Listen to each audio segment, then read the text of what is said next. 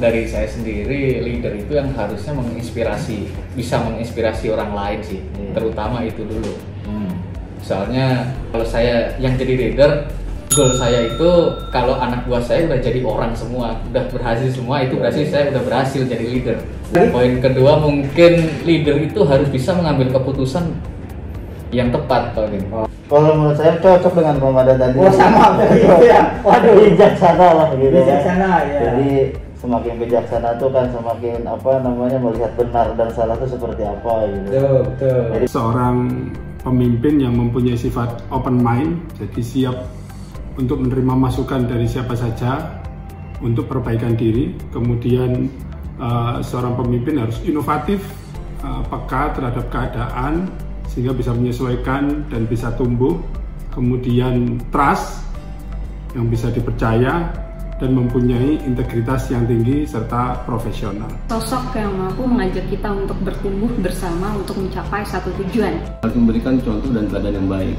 Di samping itu, beliau mampu memberikan ide-ide dan semangat kepada timnya pada saat dia berada di tengah-tengah karyawannya.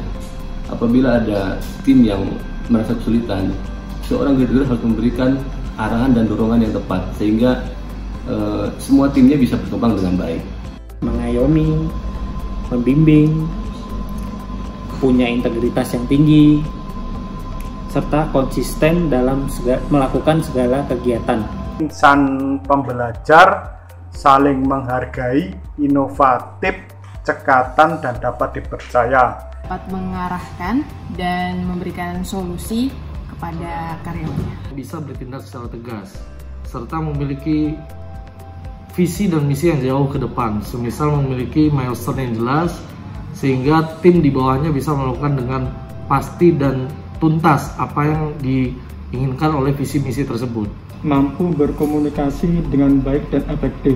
Sosok yang dapat dipercaya dan dapat diandalkan. Ing ngarsa sum tulodo, ing madya mangun karsa, tutwuri handayani, dan bisa menyampaikan apa yang diinginkan kepada bawahannya. Di depan dia memberi contoh, di tengah, di dalam timnya dia bersama-sama bekerja, dan di belakang timnya dia memberi semangat. Harus memiliki 8 bagian kompetensi dulu.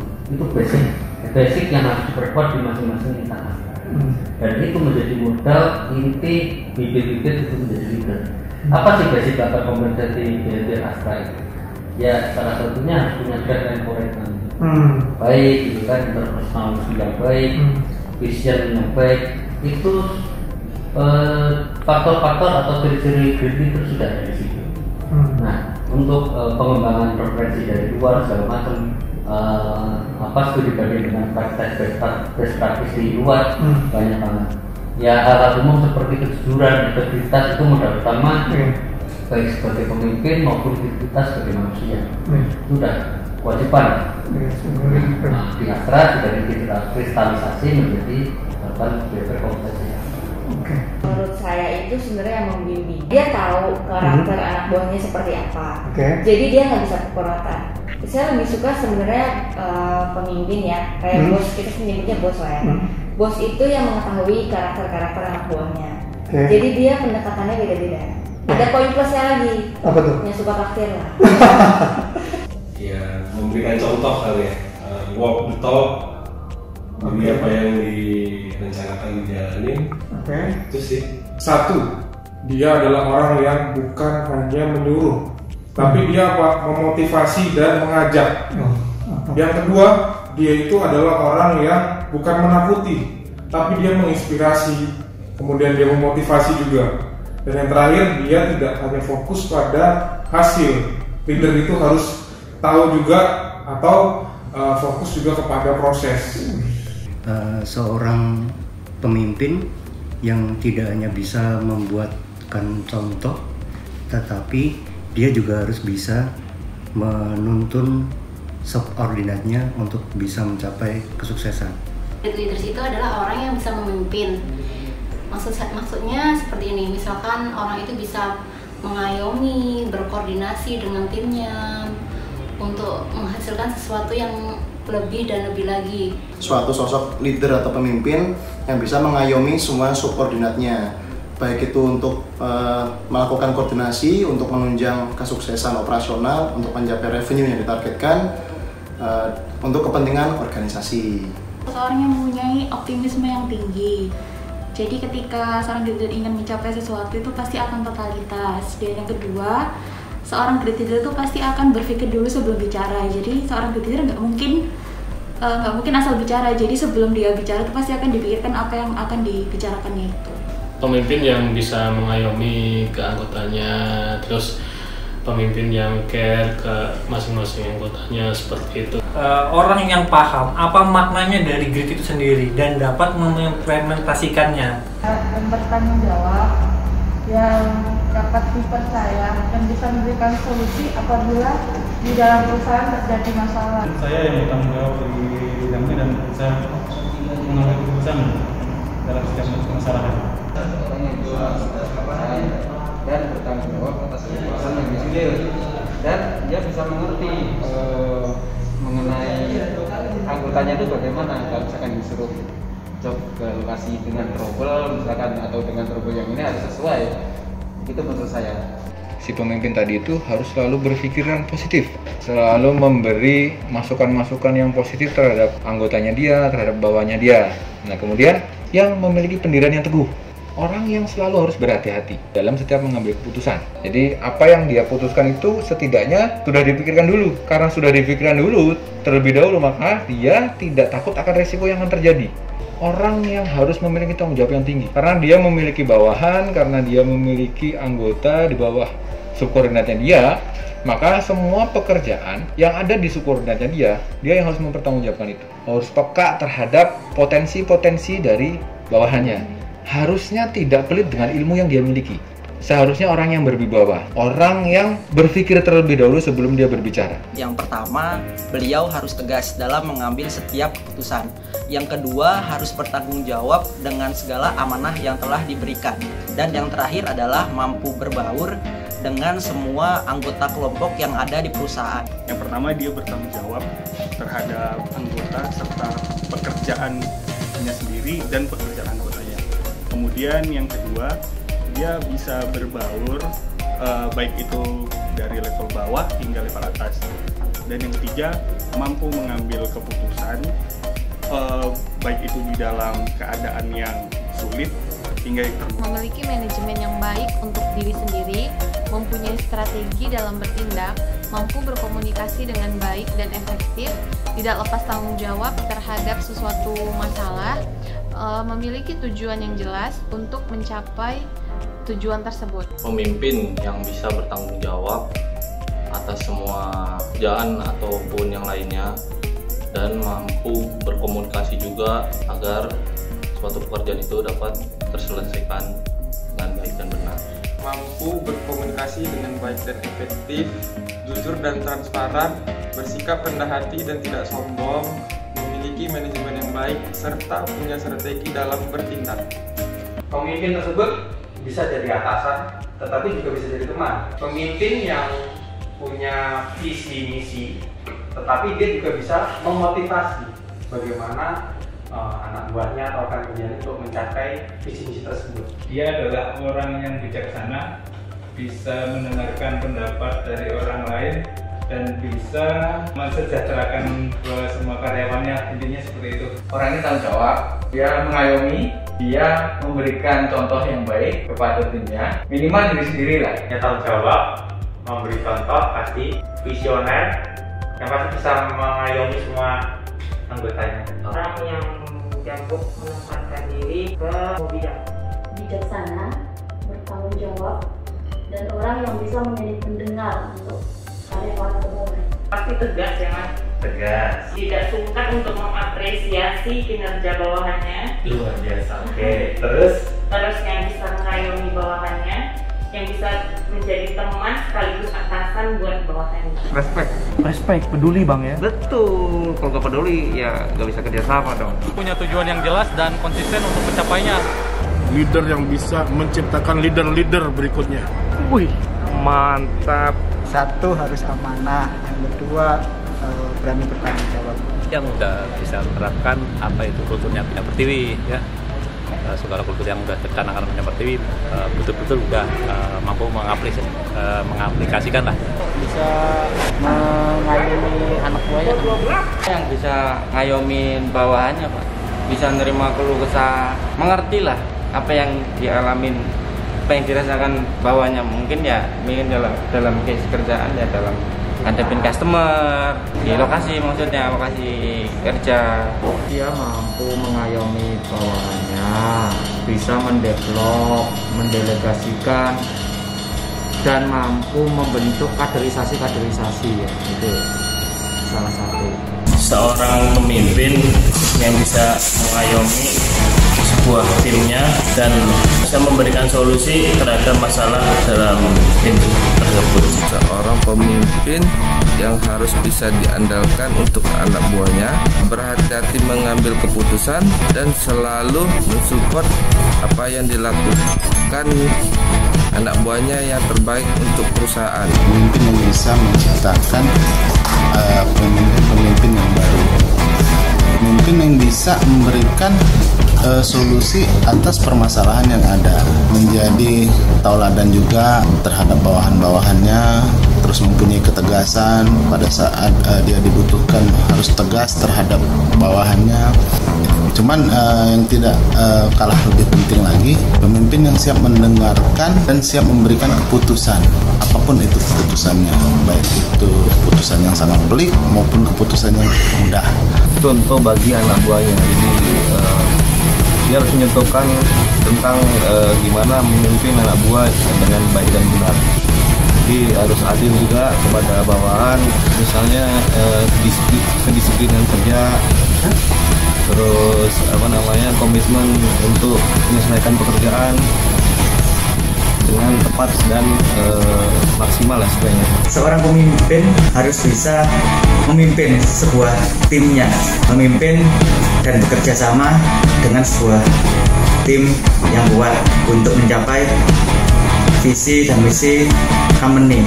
Namun jika ada kendala, seorang pemimpin harus bisa mengguidance atau merangkul anak buahnya untuk mencari solusi bersama agar tercapai kepuasan pelanggan dan tujuan perusahaan bisa tercapai dengan baik. Pemimpin yang bisa mensupport bawahannya untuk bisa menjadi lebih baik lagi, dan pemimpin yang bertanggung jawab atas bawahannya. Seorang pemimpin yang handal, yang berpikir positif, optimis, dan bertanggung jawab.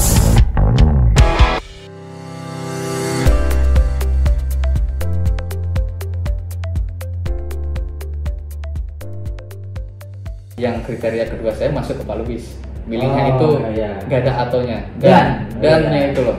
Jadi benar dan salah ya. Benar dan salah. Surga dan neraka.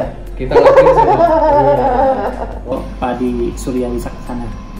Beliau orangnya punya integritas yang tinggi, konsisten dalam setiap mengerjakan kegiatan apapun itu, dan bisa mengayomi subordinat-subordinatnya. Pak Mahmudi, Pak Arso, Pak Hasan, dan Pak Adi Surya.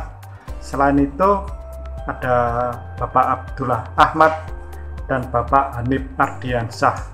Beliau-beliau itu yang telah menjadikan panutan dan contoh kita dalam bekerja dan berkarya di Bina Pertiwi, dan semuanya telah memberikan inspirasi bagi kita sebagai karyawan di PT Bina Pertiwi.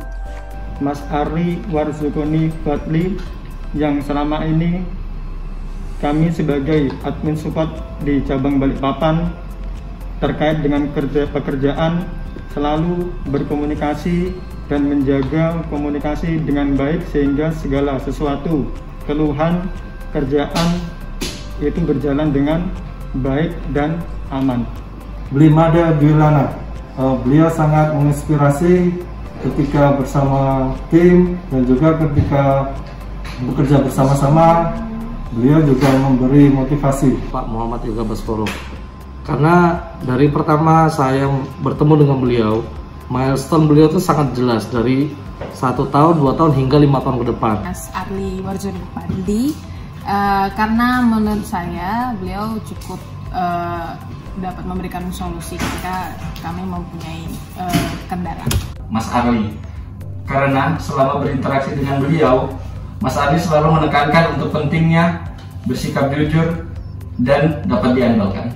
Pak Wamuti, Pak Hasan, Pak Arso, dan Pak Adi, keempat PUD kita sangat mempresentasikan menjadi seorang great leader. Jadi mereka berempat menjadi inspirasi dan contoh bagi kita gimana supaya bisa menjadi seorang great leader. Pak Wamuti, Pak Arso, Pak Adi Surya, cukup dari mereka kita sudah sangat kewalahan niru. Lu mau niru Warren Buffett, lu mau niru Bill Clinton, kejauhan bro, gak realistis, ya kan? Satu kejauhan lu gak kenal, kan gitu. Nirunya masih sulit. Dari bapak-bapak kita untuk lingkungan kita, bahkan level Indonesia itu sudah sangat kewalahan.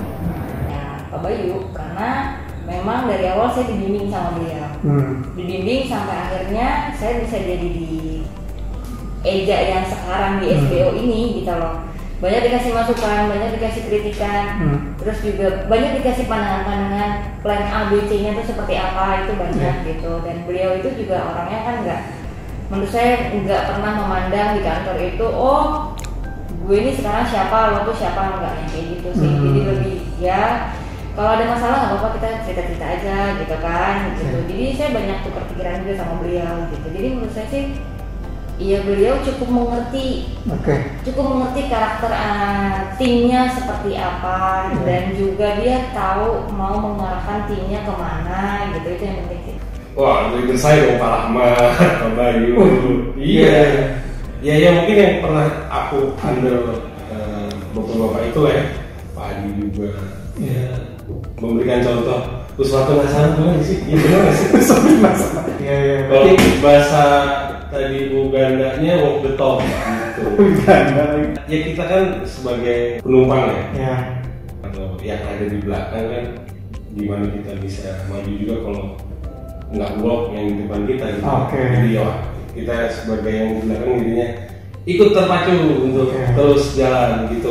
Oke, saya sebutkan namanya Pak Bayu Kurniawan. Beliau menurut saya sih ya dari kriteria tadi sudah mulai mengenal ke arah situ nih. Mudah-mudahan saya juga bisa melihat sosok beliau dan mengikuti apa yang tadi saya omongin, seperti itu Mas Kiper.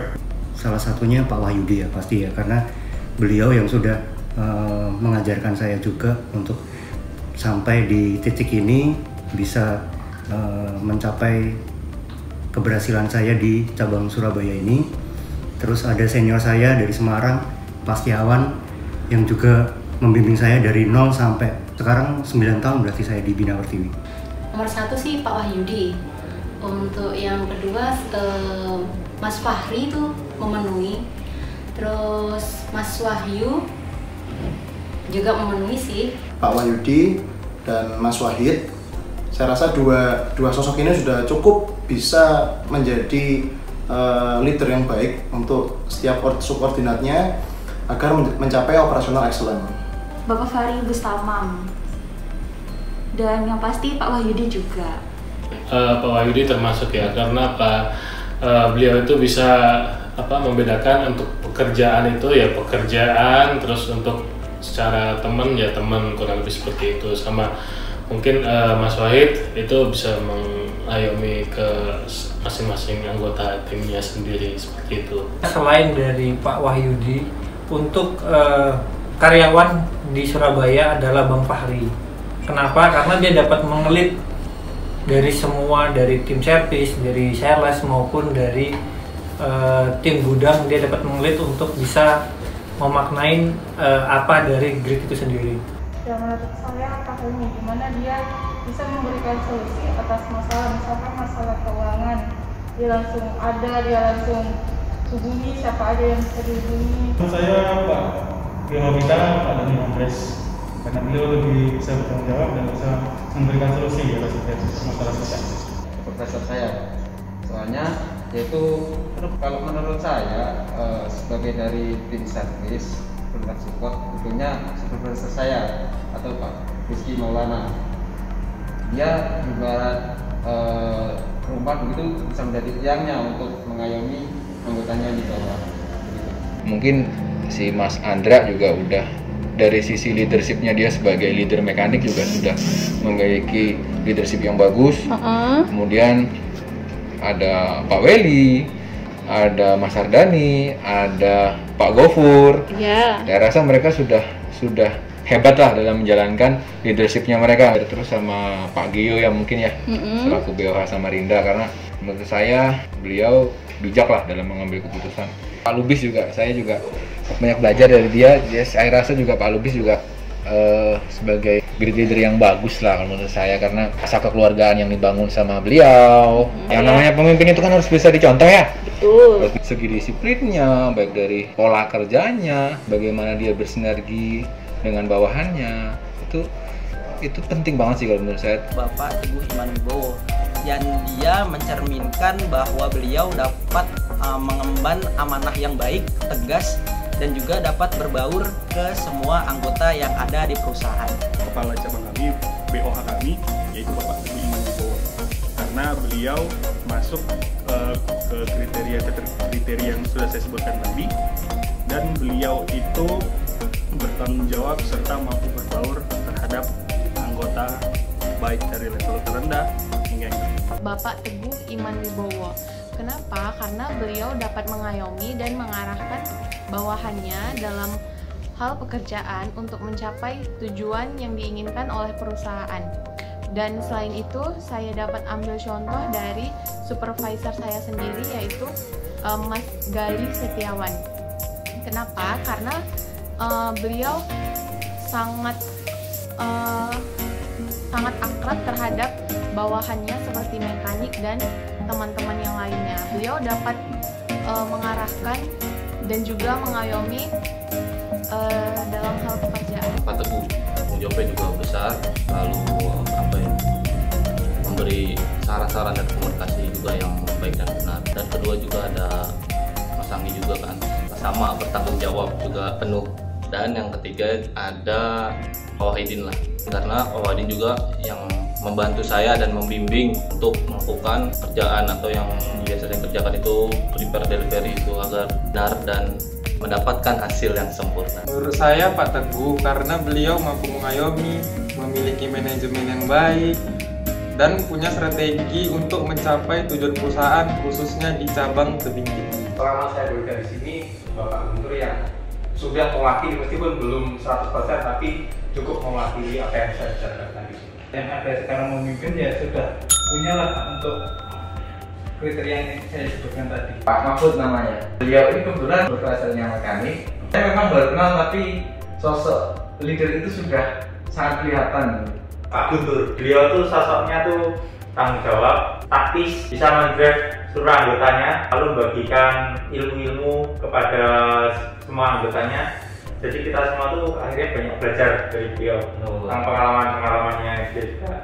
BOH kan Pak Guntur. Itu Bapak Guntur. Pak Guntur sama Mas Ati. Oh gitu. Bagus kamu. Pak Petrus Eko. Dua. Ente ya? Iya. Oke.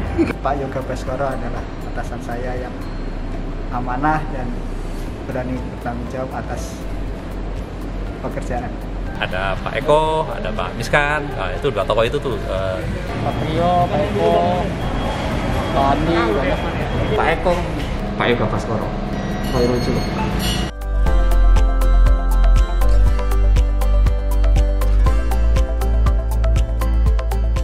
Ini apa TV? Mas.